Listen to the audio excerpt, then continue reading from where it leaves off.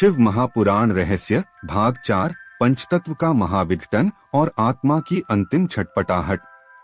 जब टूटता है मिट्टी का खिलौना, कैसे एक एक कर ब्रह्मांड में विलीन होते हैं पांच तत्व। रोंगटे खड़े कर देने वाला वो पल। हर हर महादेव मित्रों, जय श्री कृष्ण। पिछले अध्याय में आपने काशी की उस अलौकिक धरा पर साक्षात बाबा काल भैरव की भैरवी यातना के उस भीषण और करुणामयी न्याय को महसूस किया।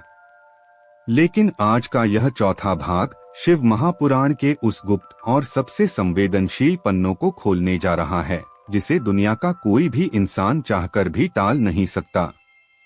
आज हम बात करेंगे मृत्यु के उस अंतिम बायोलॉजिकल और स्पिरिट साइंस की, जब यह खूबसूरत इंसानी शरीर, जिसे हम आईने में देखकर कभी घमंड करते थे, वो एक एक करके बिखरने लगता है। हम जानेंगे कि कैसे हमारे भीतर मौजूद प्रकृति के पांच तत्व पृथ्वी, जल, अग्नि, वायु और आकाश एक एक करके इस स्थूल शरीर को छोड़कर अनंत ब्रह्मांड में विलीन होते हैं। और उस विदाई के समय जब रूह इन तत्वों के टूटने को महसूस करती है, तो वह किस असहनीय छटपटाहट और भावुकता से गुजरती है, आज देवाधिदेव महादेव के शब्दों में उसे गहराई से महसूस करेंगे। कल्पना कीजिए उस पल की, जब परिवार के लोग चारों तरफ रो रहे होते हैं, डॉक्टर हाथ खड़े कर चुके होते हैं, और वह मरता हुआ इंसान बिस्तर पर लेटा अपनी पथराई आंखों से सबको देख तो रहा होता है, पर कुछ बोल नहीं पाता। शिव महापुराण में महादेव माता पार्वती से कहते हैं, हे प्रिय, यह शरीर ब्रह्मांड का एक छोटा सा अंश है।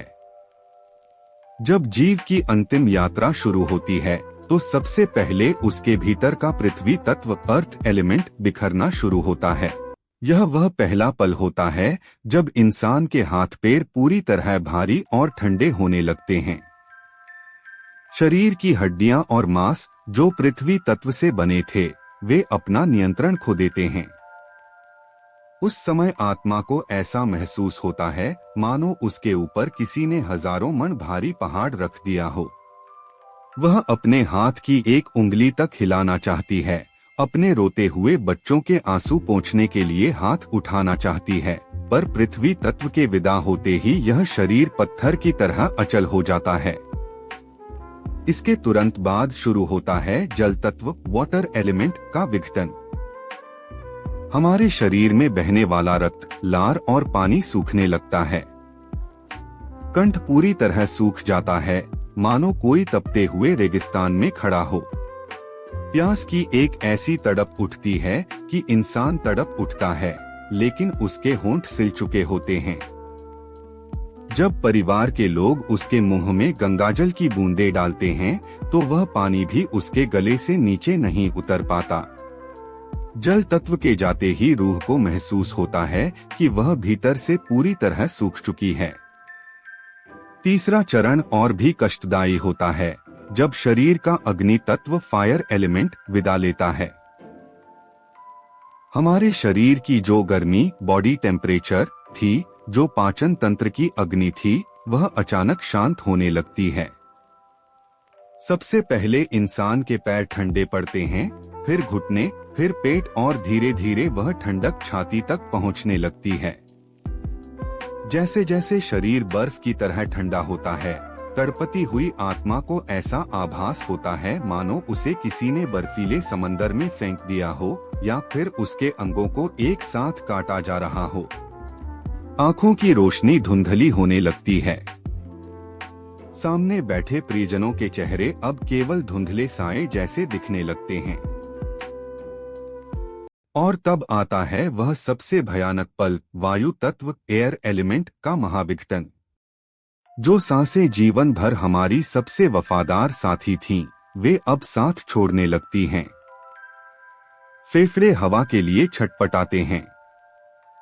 सांसें सामान्य चलने के बजाय ऊपर की ओर खींचने लगती हैं, जिसे हमारे बुजुर्ग उखड़ती हुई सांसें कहते हैं। गला घुटने लगता है। हवा का एक एक कतरा खींचने के लिए छाती ऊपर नीचे होती है। आत्मा इस समय इतनी भयानक छटपटाहट से गुजरती है जैसे किसी जिंदा मछली को पानी से निकालकर तपती रेत पर डाल दिया गया हो। वह चीखना चाहती है, चिल्लाना चाहती है कि मुझे बचा लो, मैं अभी जाना नहीं चाहती, लेकिन वायु तत्व के रूठते ही आवाज उसका साथ छोड़ देती है। केवल गले से एक घुरघुराहट की आवाज, डेथ रैटल, निकलती है। और अंत में जब वायु की आखिरी टूटी हुई सांस बाहर निकलती है तो टूट जाता है आकाश तत्व, स्पेस एलिमेंट का बंधन। सूक्ष्म शरीर, सोल को स्थूल शरीर के भीतर रोके रखने वाला जो खाली स्थान था वह अचानक शून्य हो जाता है।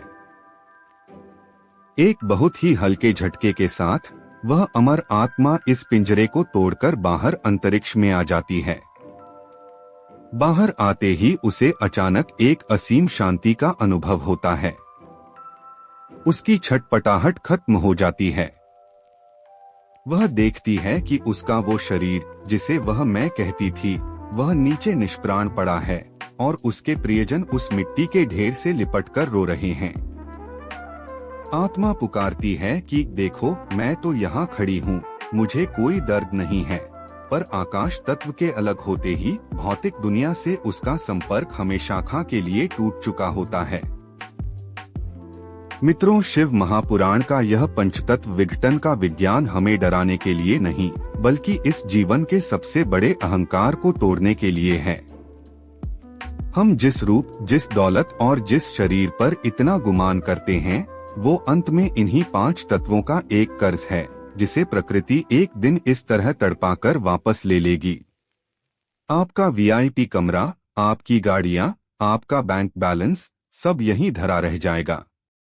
उस अंतिम विदाई में आपके साथ केवल एक ही चीज जाएगी और वो है आपके द्वारा किया गया निस्वार्थ कर्म और महादेव का नाम। इसलिए जब तक ये 5 तत्व आपके भीतर पूरी वफादारी से काम कर रहे हैं, इस जीवन को नफरत, ईर्ष्या और लालच में मत गंवाइए। अपनी हर सांस को कीमती बनाइए। अपनों से प्यार कीजिए, जरूरतमंदों की मदद कीजिए और उस परम सत्ता महाकाल के प्रति कृतज्ञ रहिए जिन्होंने आपको यह सुंदर जीवन दिया। अगर पंचतत्व के इस महाविघटन और आत्मा की इस भावुक यात्रा ने आपकी आत्मा को अंदर तक झकझोर दिया हो तो इस सत्य को दुनिया के साथ साझा करें। कमेंट बॉक्स में पूरे भाव और समर्पण के साथ हर हर महादेव जरूर लिखें। मिलते हैं अगले भाग में, जहां हम उतरेंगे श्मशान की उस रहस्यमयी दुनिया में और जानेंगे शिव महापुराण के अनुसार अघोर और श्मशान साधना का वो गुप्त दर्शन और क्यों शिव अपने शरीर पर भस्म और मुंडमाला धारण करते हैं। तब तक के लिए सत्कर्म करते रहिए, महादेव की शरण में रहिए। हर हर महादेव।